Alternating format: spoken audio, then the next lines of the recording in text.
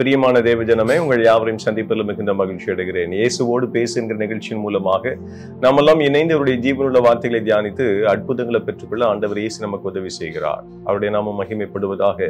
இந்த நாளிலும் கூட ஆண்டவர் இயேசு நம்மோடு கூட பேசும்படியாக விரும்புகிற காரியம் நல்ல சமாரியனாயிரு என்று சொல்லி கர்த்தர் உங்களோடும் என்னோடும் நம்மோடும் பேசும்படியாக விரும்புகிறார்.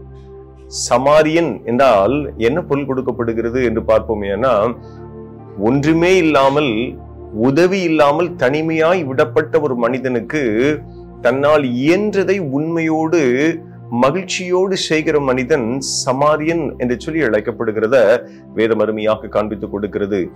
நல்ல சமாரியனாய் இரு என்று சொல்லி ஆண்டவர் பேசுகிறார். இதை குறித்து நம்ம தியானிக்க விரும்புவோம். ஏன்னா, லூக்கா 10ஆம் அதிகாரத்துல 29வது வசனத்திலிருந்து 37வது வசனம் வரைக்கும் அருமையான ஒரு சம்பவத்தை ஆண்டவர் அருமையாக தன்னிடத்துல கேள்வி கேட்ட மனிதனிடத்தில் பேசுகிறதை பார்க்க முடிகிறது. ஒரு மனிதன் பயணப்படுகிறான், கல்லர் கைகளை மாட்டிக்கொள்ளுகிறான், குத்திராய் விடப்படுகிறான். ஒரு ஆசாரியன் வருகிறான், ஒரு லேவியன் வருகிறான். யாருக்கும் அந்த மனிதனுக்கு உதவி செய்வதற்கு மனதில்லை. ஒரு சமாரியன் அந்த வழியாக வருகிறான். அந்த சமாரியன் நின்று இந்த மனிதனை பார்த்து வேதனையோடு இருக்கிற மனிதனுடைய காயங்களை கட்டி அவனுக்கு உதவி செய்கிறதை ஆண்டவர் இயேசு அருமையாக சொல்கிறார். எனக்கு அன்பான தேவ ஜனமே, நீங்களும் நானும் நல்ல சமாரியனை போல இருக்க அழைக்கப்படுகிறோம். கண்ணீரோடு, தேவையோடு, பாரத்தோடு, கசப்போடு, துன்பத்தோடு வாழ்கிற மனிதர்களுக்கு நீங்களும் நானும் நல்ல சமாரியனை போல இருக்க அழைக்கப்படுகிறோம் என்று சொல்லி ஆண்டவர் இயேசு பேசும்படியாக விரும்புகிறார். ஆண்டவர் இயேசுடைய வாழ்க்கையை பார்ப்போம். ஏன்னா, ஆண்டவர் இயேசுவும் நல்ல சமாரியன். அல்லேலூயா. நமக்கு தெரிந்த பாடல் இல்ல, நல்ல சமாரியன் இயேசு நம்மை தேடி வந்தாரே. ஆமென்.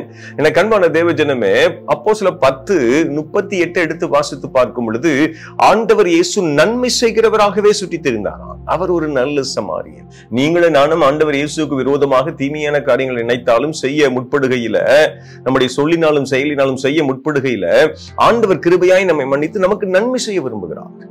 இன்னும் நேர்த்தியாக நம்முடைய வாழ்க்கையில எத்தனையோ அற்புதங்கள் அவர் செய்ய விரும்புகிறார்.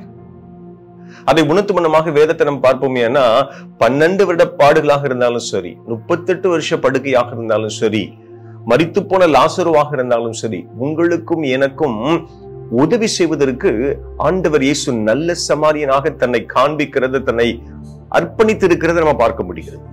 கைவிடப்பட்ட நிலைமை, யாருமே நமக்கு உதவி செய்ய முடியாத சூழ்நிலை, அப்படிப்பட்ட நேரத்தில் ஆண்டவர் இயேசு நல்ல சமாரியனாக நமக்கு உதவி செய்ததை வேதம் அருமையாக காண்பித்துக் கொடுக்கிறது.